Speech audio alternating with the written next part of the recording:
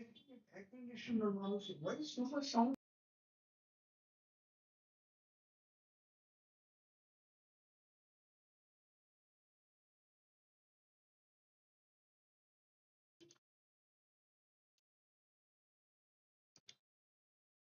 Namo Bhagavate Sri Ramanaya. Om Namo Bhagavate Sri Ramanaya. Om Namo Bhagavate Sri Ramanaya.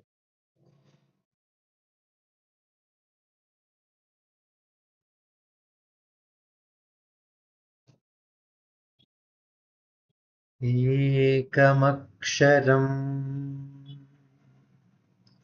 Hriti Nirantaram Bhasate Swayam Likhyate Katam Hridaya Kuhara Madhye Kevalam Brahmamatram Yahamahamithi Sakshat Atmarupena Bhati Hridi Vishamanasa Swam Chinvata Vachatava Pavana Chalanarudha Atmanishto Bhavatvam Teham Mृण्मयवच्चडात्मकमहं बुद्धिर्न तस्यास्यथो नाहं तत्ततभाव सुप्तिसमये सिद्धात्मसद्भावतः सोऽहं भावयुत कुतो वरधिय दृष्टात्मनिष्ठात्मना सोऽहं स्फूर्तितया अरुणाचलशिवः पूर्णो विभाति स्वयं सोऽहं स्फूर्तितया अरुणाचलशिवः पूर्णो विभाति स्वयं. Namo Ramana.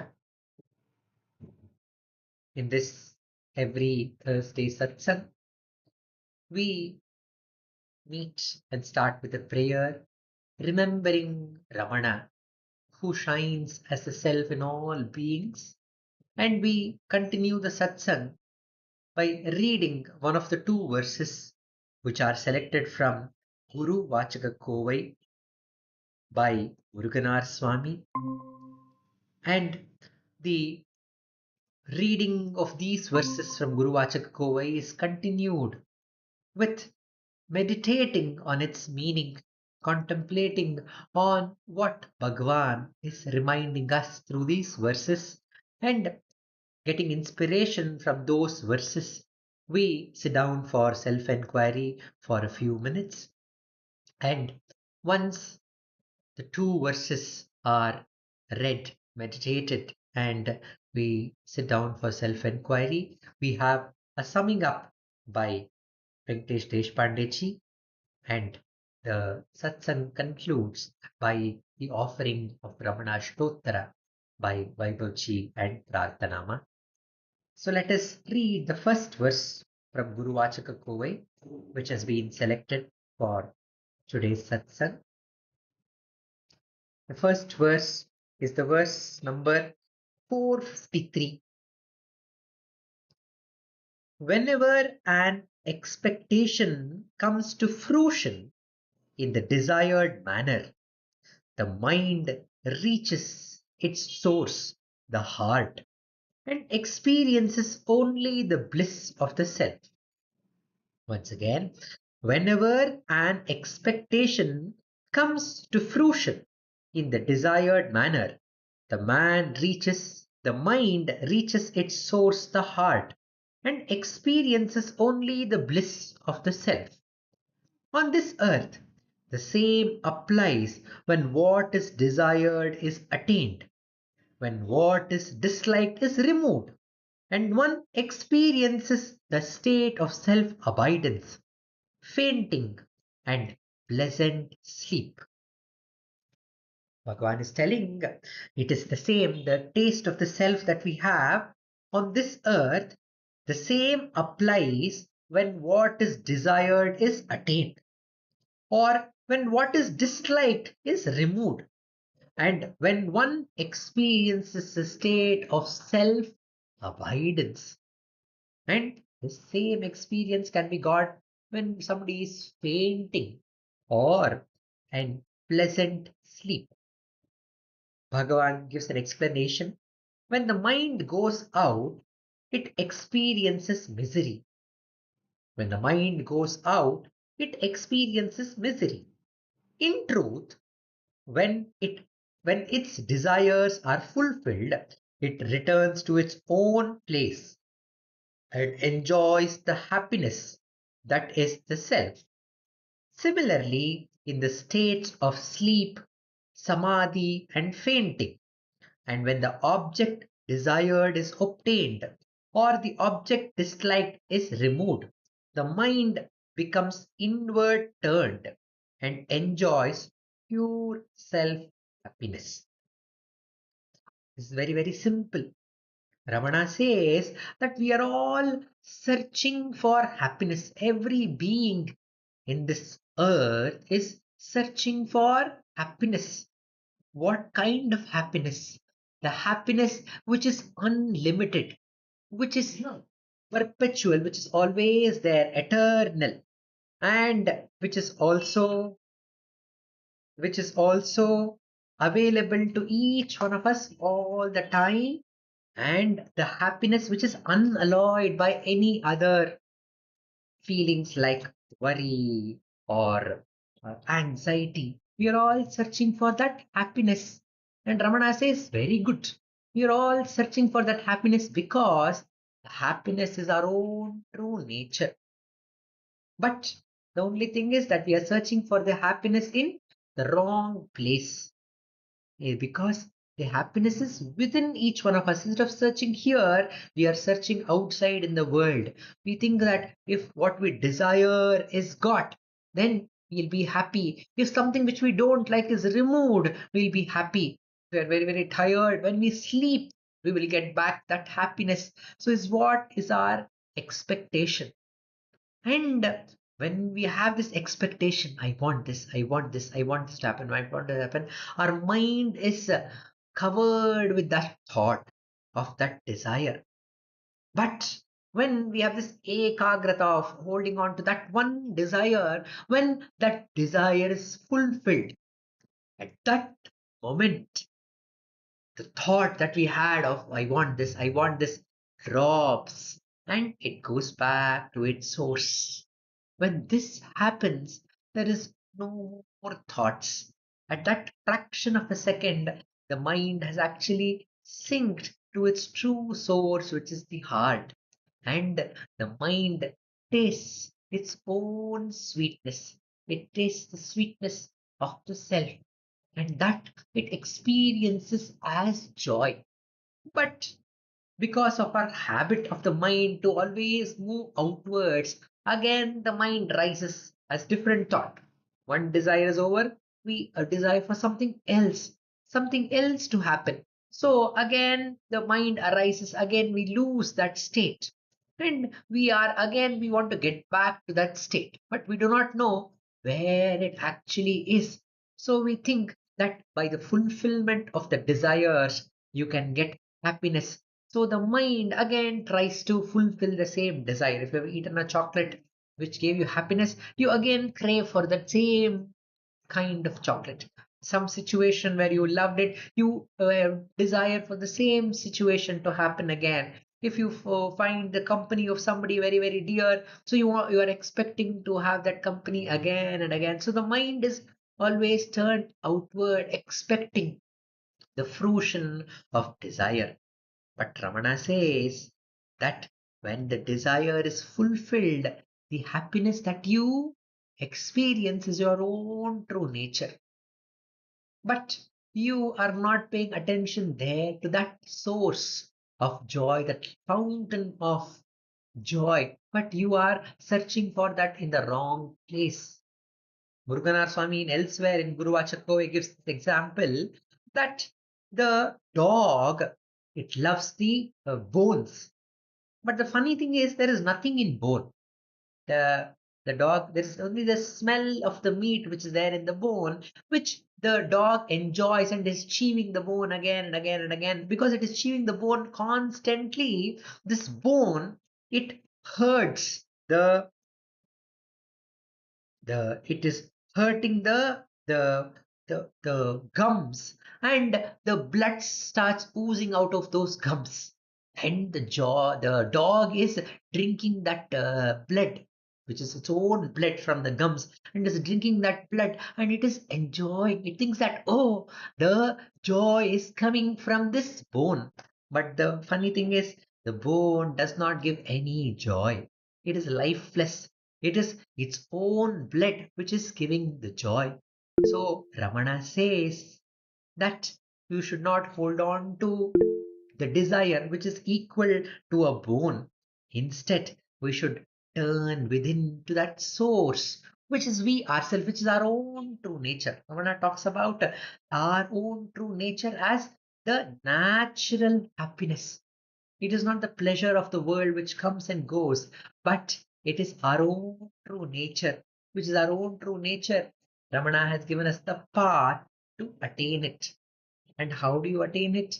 When we sit down for self enquiry, the mind arises as thoughts. What is a thought?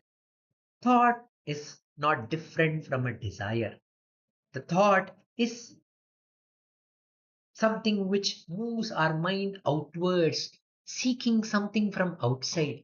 As soon as the thought arises, we need to remind ourselves, oh thought, there is no joy by fulfilling your whatever intention you have come from.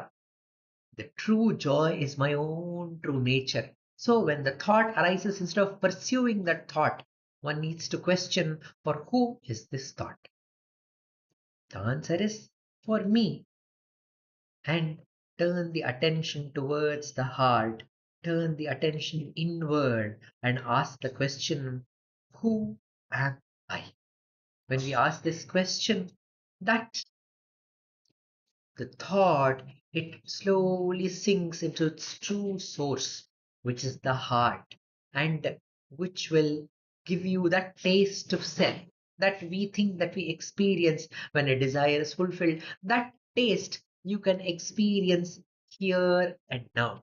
And when we hold on to that source, when we hold on to that heart, this becomes sahaja, and we will realize that this joy that we are seeking is our own true nature. With faith in Bhagwan's words and with great devotion, let us sit down for self enquiry for the next 15 minutes.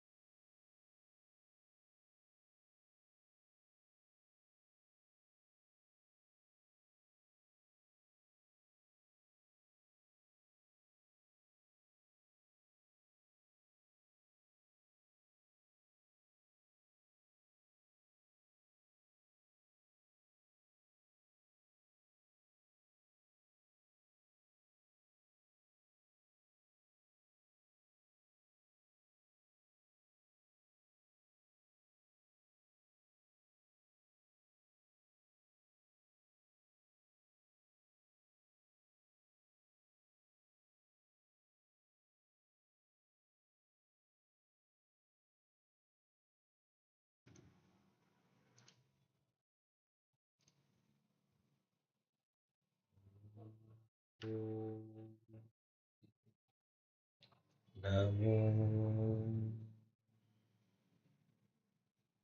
Bhagavate Shri Ramana.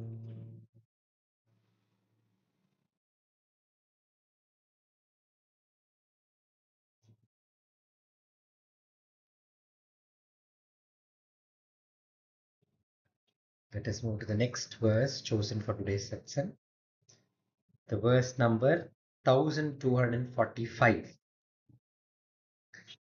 In my true perspective, I alone am, and you are not.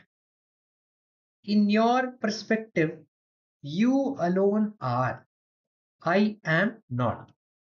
In the perspective of the self, self alone is, and everything else is not. When ponders over the matter, all those things and people are only me. Once again, repeating the verse. In my true perspective, I alone am.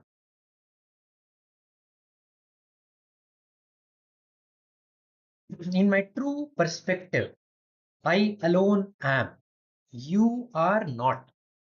In your true perspective, you alone are, and I am not. In the perspective of the self, self alone is, and everything else is not. When one ponders over the matter, all those things are, and people are not me. The beginning of this verse can also be translated into the following way. In my true perspective, you do not exist apart from me. In your true perspective, I do not exist apart from you. From the true perspective of the self, nothing exists apart from the self. The beginning part can also be translated as, in my true perspective, you do not exist apart from me.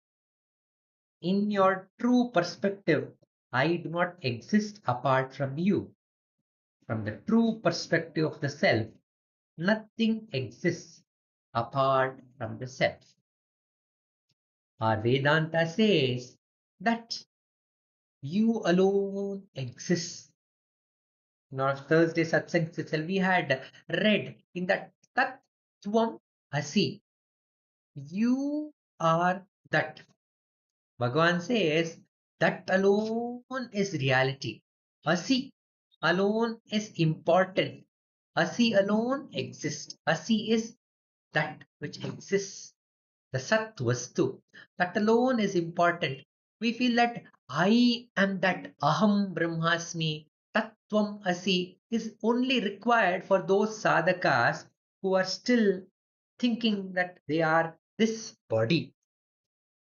So Bhagavan understands this and he gives us the example.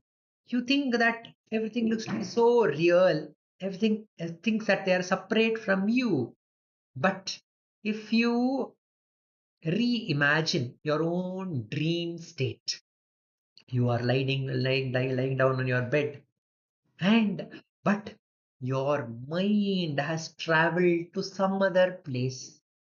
In that place, it is meeting so many people, some known, some unknown, and it is doing so many activities. And when we wake up from the dream, then where were all those people who were there in your dream? Those who knew, whom you knew, those who you did not know, where are they now? They were all only in the mind, and they have disappeared into the mind. So, with the dream experience, we see that we exist and we see so many things. But when we wake up, we realize all those things were only we ourselves. Bhagavan also has this beautiful incident which happened in the presence of Bhagavan, which tells us why is that we see everything as different. There was a science student who came to Bhagavan's presence, and everybody was sitting and meditating. So this boy felt very, very bored. So he thought he should do something. So he picked up a book from the bookshelf that was there. It was the Ullathu Narpadu. And the first verse of Ullathu Narpadu says, everything is one. There's only one Vastu, the Ulla Porul alone exists. So when he read that, then he became very disgusted. He did not understand the meaning of that verse. So he closed the book and he made a sound of sigh. And then Bhagavan turned towards that young boy and asked him, what is the problem? What is the issue? And the boy told, this verse says that there's only one. But here I see that at least there are two, I and you. If I open my eyes and see there are so many people sitting here, there's so much of multiplicity. How can you say it is only one? And Bhagavan told you are a science student. So you know that if you have your eyes may not be able to recognize few things, but if you use a microscope, an instrument like a microscope, you can see more closer the details of the various things. If you have a small cell, you can't see it with your bare eyes, but when you keep it inside a microscope and you focus it, then you understand that you can see it better. There's only one, if you have a small, simple microscope, you can see a little bit better. But imagine you have a very, very sophisticated microscope, you can see more details of the cell. Imagine the instrument is all right, but you have a problem with your eyes. Your eyes have some power. So you are not able to see the things. So what is the problem here? The eyes are the problem. Okay, imagine the eyes are proper, but you are seeing this one, but your mind is something else. It is gone somewhere else. It is thinking of something else. At that point, can you recognize all the details that is happening inside the cell? No, you may miss it.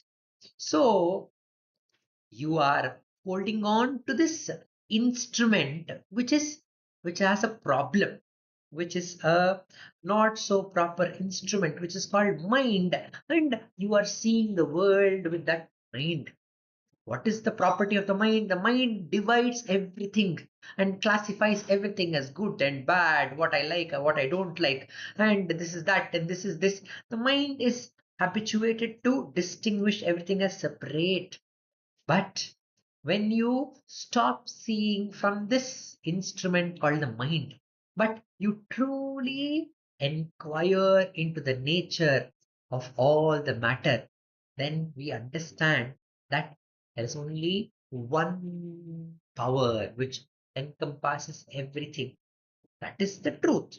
But we are not able to understand because we are seeing the world with this instrument called the mind. So Bhagavan says to understand the oneness of everything, one needs to change the perspective. So if somebody is seeing the world with a yellow glass, he'll see the whole world as yellow. If he's seeing the glass with a blue glass, then he sees the whole world as blue. But one needs to remove these glasses and see the truth, the naked truth, which is the oneness, the one consciousness. For that, Ramana has given us to understand your own true nature. When you understand your own true nature, then you will understand the nature of the whole world. So if you want to understand it from the world, it's impossible to understand the full nature of the world. But the you yourself are available for yourself all the time. So start the sadhana here within you. For a true disciple, the work is within. So Ramana says, start the work from within and find out who you really are.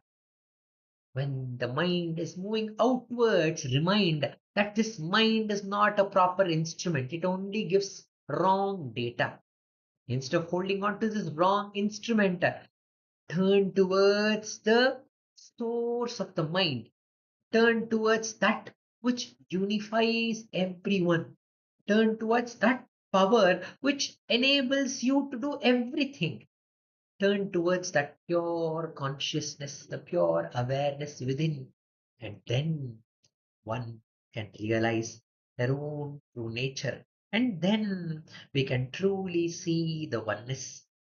When the devotees used to ask Bhagavan, do you say, I'm seeing you, I'm seeing myself, I'm seeing this barricade, I'm seeing your couch, I'm seeing these walls, I'm seeing the floor, I'm seeing this roof? Are all these false? Are all these mithya? Bhagavan says, yes, they're all false. They're all not true.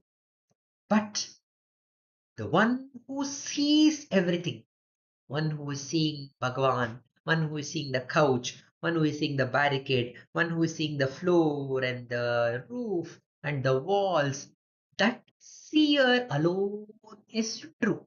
So Bhagavan says everything else that we see can be false, but who sees alone is the reality, is the truth. He's always there. So hold on to that reality. Hold on to that which does not change. Then we can understand our own true nature and the nature of everything around. So let us practice turning around, turning within to that one consciousness. When the mind moves outwards, we need to remind ourselves to turn inward with the question, who am I? And hold on to this question until this question takes us to our own true nature, which is that oneness of consciousness. Let us practice self enquiry for the next 10 minutes.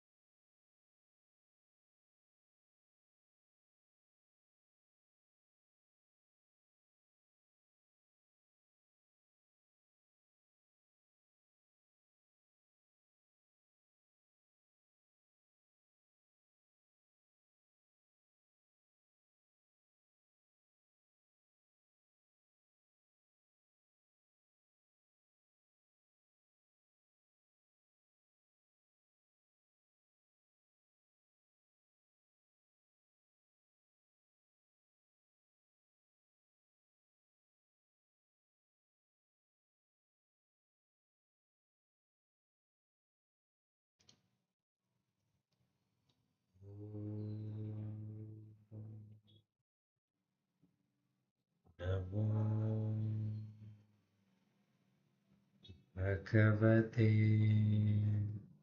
Shri Ramanaya.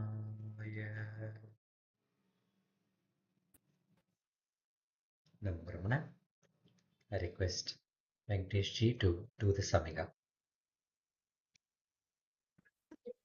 Oh,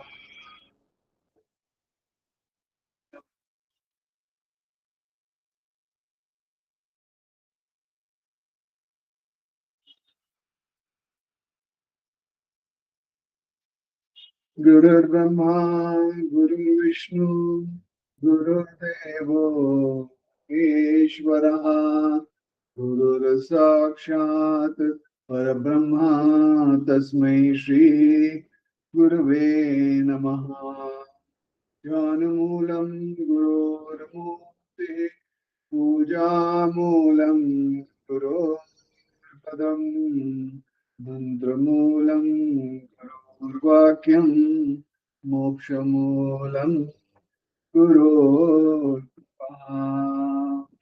Mokshamu, Guru.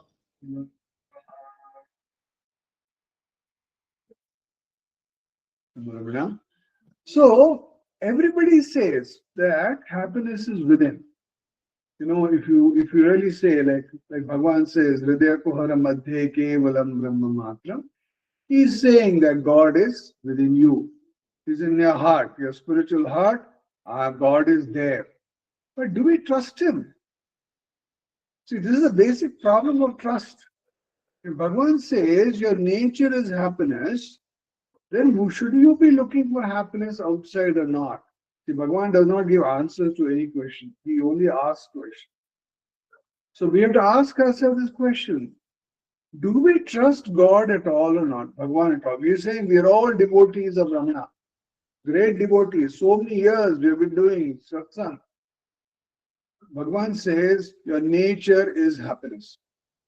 So have you started not looking? Are you stop looking for happiness outside? Yes or no? It's a question that each one of us has to ask ourselves.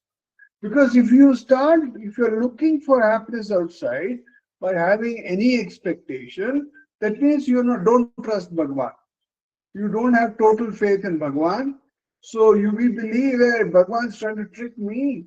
I think their happiness is not inside. There must be happiness outside. He doesn't know the full story. I think so. I must go and experiment. I'll go here. I'll go to the mall. I'll go to the cinema theater. I'll go to the restaurant and have fun, eat a lot of good food, see a movie, buy new clothes, because that's going to give me happiness. But then we realize, like what Ujwal said, that what happens when it gets satisfied, you come to a silence. You just think about it. Whenever you buy something new, what happens? That expectation is met. You hit the stillness. For some time you hit the stillness, but like Upadesha Saram said, if there is one ichha, the seed for the next ichha is there in that first ichha. So when the first desire is met, the second desire comes up. It may be a bigger desire, it may be a different desire. Desire will be met. For what? For happiness. But Bhagavan is saying happiness is inside you. So should we look for happiness outside? Is something that we need to ask ourselves. And each one of us has to do introspect on this. So how is it to be happy? If your needs are met enough, the food is met, basic clothing, shelter, and you're able to do your sadhana. It's like if you go on the road, Bhagavan says, who am I? So if you go on the road and ask everybody, who am I? Who am I? Who am I? That fellow will start laughing. He says, this is a mad fellow, mad Venkatesh. He's asking, who am I? Means you really do not know who you are. That you are that happiness that you're looking for. Now, looking for it in the wrong place is at the next stage. At the primary stage itself, we don't trust Bhagavan. We don't trust that we are happiness. So we, instead of going around Suttarivu, instead of going all around the whole universe and trying to find out where happiness is, Bhagavan says, just be with yourself. Summa iru. Keep quiet. Be with you yourself. You are the happiness. And the next verse talks about what? If all is you, if all is you and if all is yours, then will you go think of the money in your bank and say, hey, I must own that money that's in the bank. It's not mine. It's somebody, it's there in the bank. The HDFC bank has got my money. It's not my money. It's something like that. Because we see an object-subject separation, that's why we see that something is not mine. But Bhagavan says what? Bhagavan says only the self exists. Only you exist. You, that Satchidananda Atman, only exists. But that's not my experience. My experience is the whole world is there apart from me. Forget about the world being in me. I feel that I am in this world. And everybody is trying to beat me up from this side, that side, taking advantage of me. Government is putting more taxes. My children are trying to do something. My husband, wife, everybody is trying to only beat me up. That's the experience that you have. So again, if Bhagavan says, Tat Tvamasi, you are that, and everything is only the self, then we should have trust in Bhagavan. Total trust, 100%, unwavering trust in what Bhagavan is saying. So if you have the unwavering trust, then does your mind move at all or not? It's something you need to ask yourself. Mind will not move because everything is me. I am happiness. I will not look for from this moment onwards. I am not going to look for happiness outside. Happiness is here and now for me. If happiness is here in my hand, I am whole and complete. I don't lack anything. Purnamadaha Purnamidam. In the infinity, if you remove also infinity, only infinity will remain.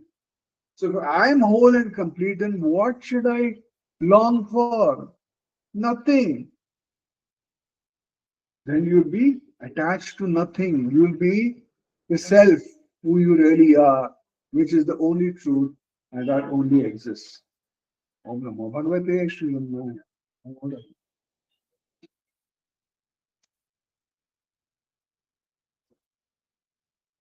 Uncle, thank you.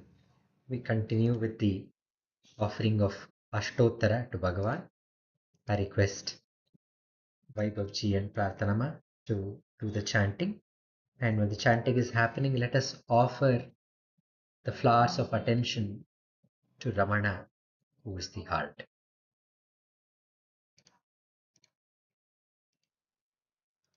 Namo Ramana.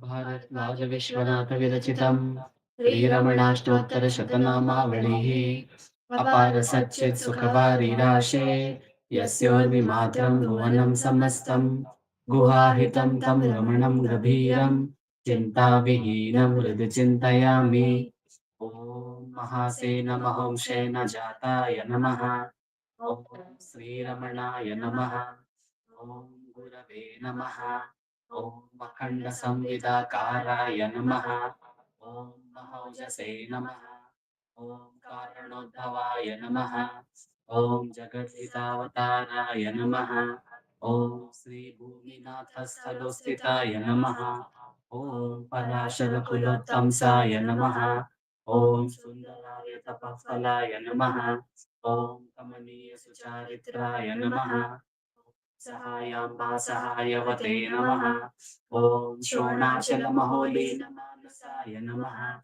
Om Swarnahastakaya Namaha Om Sri Madhvata Mahasale Labda Vidyodayaya Namaha Om Mahashakti Nipatena Prabuddhaya Namaha Om Paramarthavide Namaha Om Tivraya Namaha Om Pitrupadanveshine Namaha Om Hindu Maulina Pitrumate Namaha Pitruvadeshatashona Shailam Praptaya Namaha ॐ तपोमयाय नमः।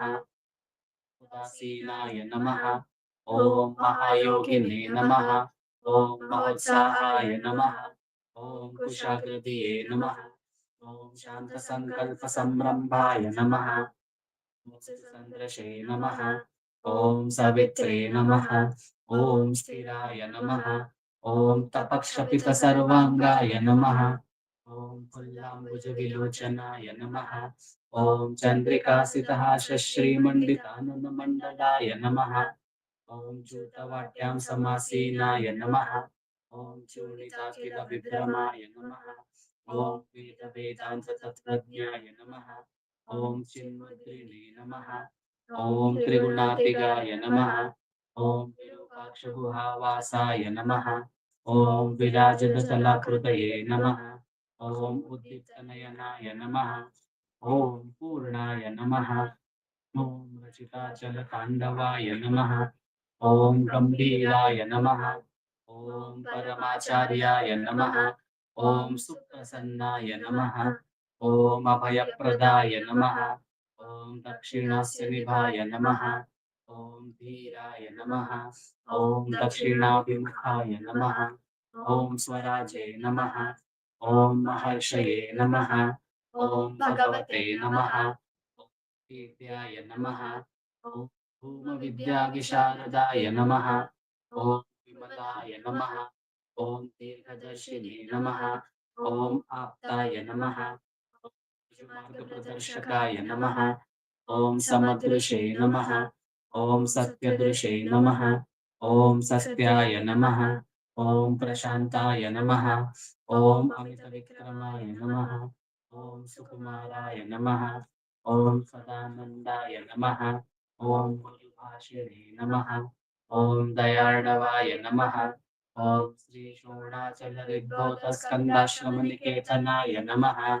ॐ सद्दर्शनोपदेष्ट्रे नमः। ॐ सद्भक्तवृन्दपरिवृताय नमः। ॐ गणेशमुनिभृङ्गेण सेविताङ्घ्रिसरोरुहाय नमः। ॐ गीतोपदेशसारादिग्रन्थसञ्चिन्नसंशयाय नमः। ॐ वर्णाश्रममतातीताय नमः। ॐ रसज्ञाय नमः। ॐ सौम्याय नमः। ॐ आत्मवते नमः। ॐ सर्वावनिमतस्थानाम् आराध्याय नमः। ॐ सर्वसद्गुणिने नमः। ॐ आत्मारामाय नमः। ॐ महाभागाय नमः। ॐ मातृमुक्तिविधायकाय नमः। ॐ विनताय नमः। ॐ विनुताय नमः। ॐ विप्राय नमः। ॐ मुनीन्द्राय नमः। ॐ पावकोज्ज्वलाय नमः। ॐ दर्शनागजसंहारिणे नमः। ॐ मौनेन स्वात्मबोधकाय नमः। ॐ पृच्छान्तिकरसान्निध्याय नमः। ॐ स्मरणात् बन्धमोचकाय नमः। ॐ अन्तस्तिमिरचण्डांशवे नमः। ॐ संसारार्णवतारकाय नमः। शोणाद्रिशस्तुतिद्रष्टे नमः। ॐ हार्दविद्याप्रकाशकाय नमः। ॐ अविच्युतनिजप्रज्ञाय नमः। ॐ नैसर्गिकमहातपसे नमः। ॐ कमण्डलुधराय नमः। ॐ शुभ्रकौपीनवसनाय नमः। ॐ गुहाय नमः। ॐ दण्डपाणये नमः। ॐ कृपापूर्णाय नमः। ॐ भवरोगविषग्वराय नमः। ॐ स्कन्दाय नमः। ॐ देवतमाय नमः। ॐ अमर्त्याय नमः। ॐ सेनान्ये नमः। पुरुषोत्तमाय नमः।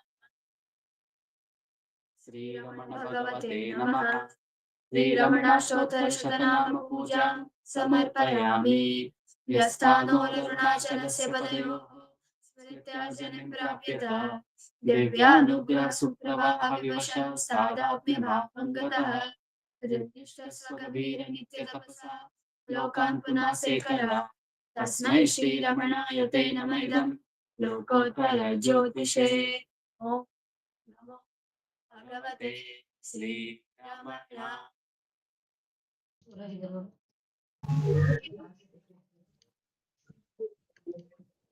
Ramana. Ramana, everyone. Everybody. Thank you, Ujwal. Very much.